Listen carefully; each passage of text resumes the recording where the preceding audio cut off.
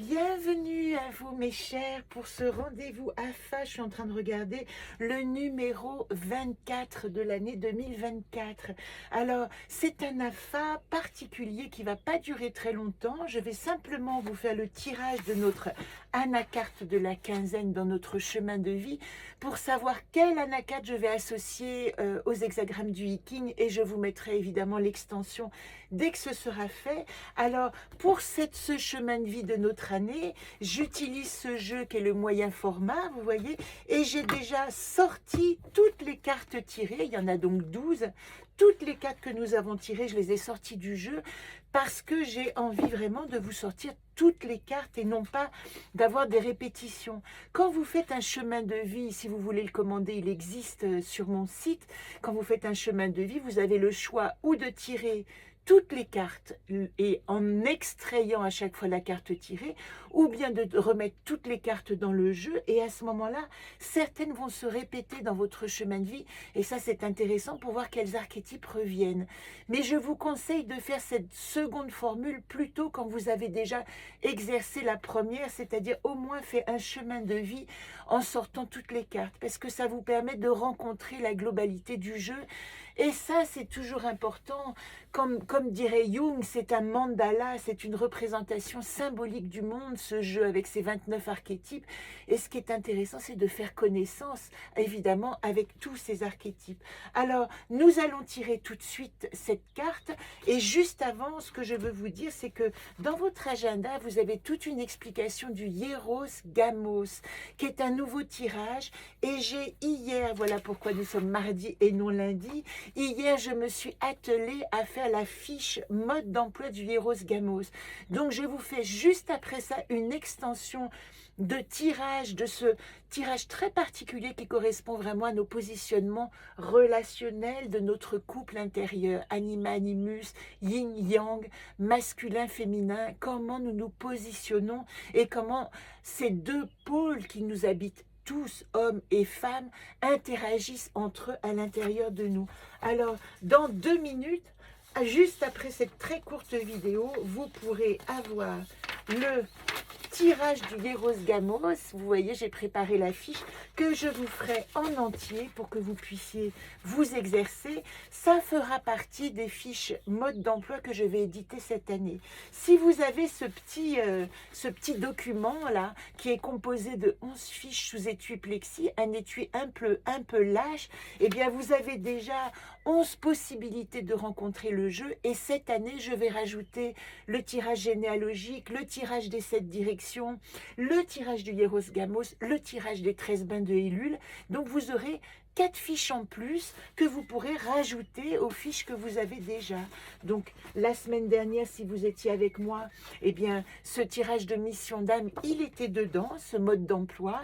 Et vous voyez, vous aurez certainement à la fin de l'été, j'espère, 4 nouvelles fiches que vous pourrez commander et rajouter.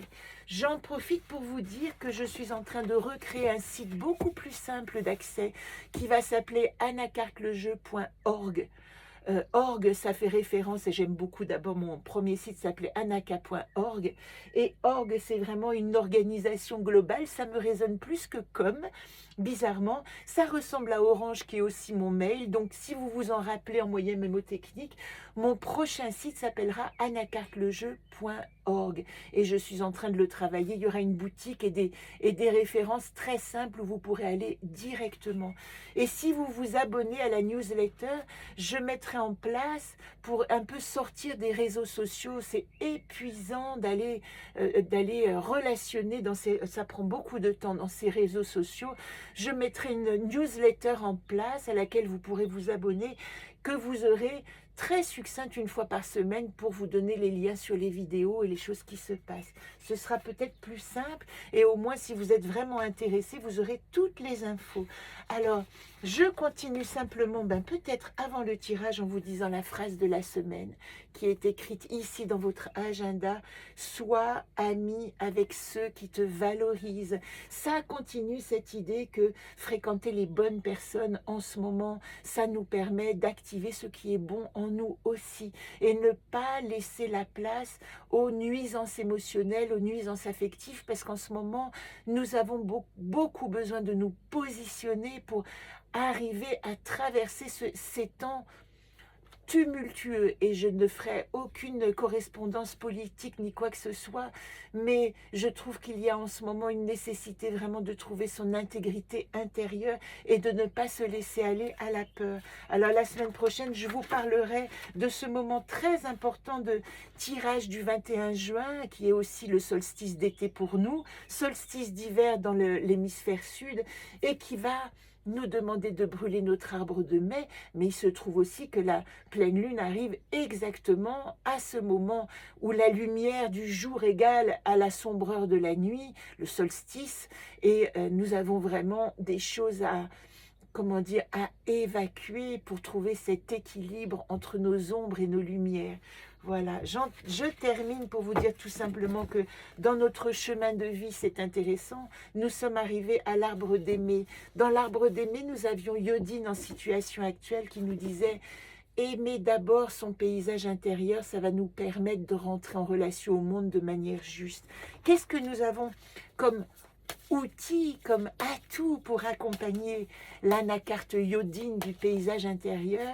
Eh bien, nous allons travailler pendant cette quinzaine sur le repos du guerrier. Jacquem, le yang au repos. C'est descansa el caballero, nous dit Jacquem, c'est-à-dire que nous sommes arrivés à un point où il y a une nécessité absolue, même si nous sommes un samouraï, un grand guerrier, de faire la paix.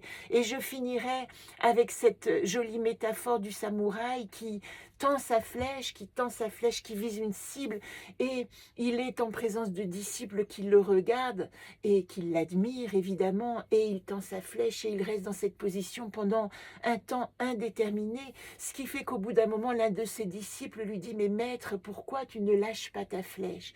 Et le samouraï se retourne vers son disciple et lui dit « Parce que je suis certain d'atteindre ma cible. » Eh bien, ne pas aller au combat et à la guerre, c'est affûter en soi la possibilité que la paix vient alors que nous n'avons pas besoin de tirer des flèches. Très belle journée à vous, et tout de suite le tirage du Hieros Gamos. Je vous le mets en extension.